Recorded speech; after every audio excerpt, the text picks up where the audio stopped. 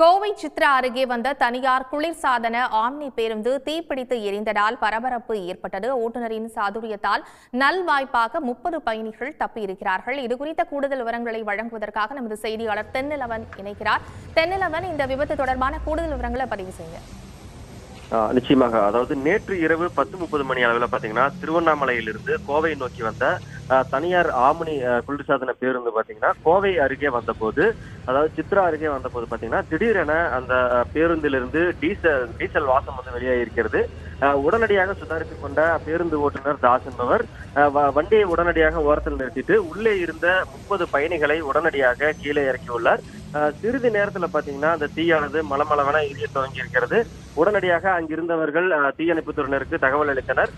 விரைந்து வந்த தீயணைப்புத்துறையினர் நீண்ட நேரம் போராடி தீயை முற்றிலுமாக அணைத்தனர்.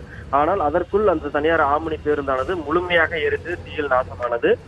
இருப்பினும் எந்த ஒரு உயிர் சேதமும் ஏற்படாத நிலையில முழுமையாக தீ அணைக்கப்பட்டு அந்த பேருந்தை வந்து சாலை ஓரத்தில் கொண்டு வரும் பணிகளை வந்து தற்போது போக்குவரத்து காவலர்கள் ஈடுபட்டு வராங்க.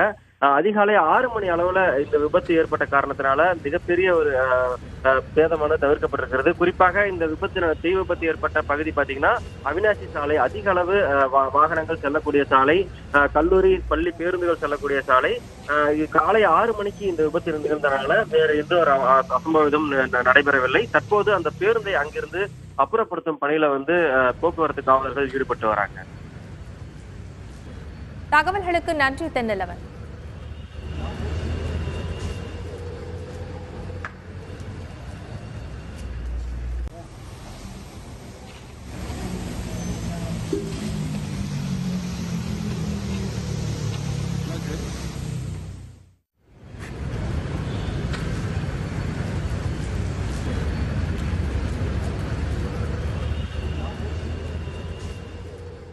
உடனுக்குடன் செய்திகளை தெரிந்து கொள்ள சன் நியூஸ் பெல் ஐகானை கிளிக் பண்ணுங்க.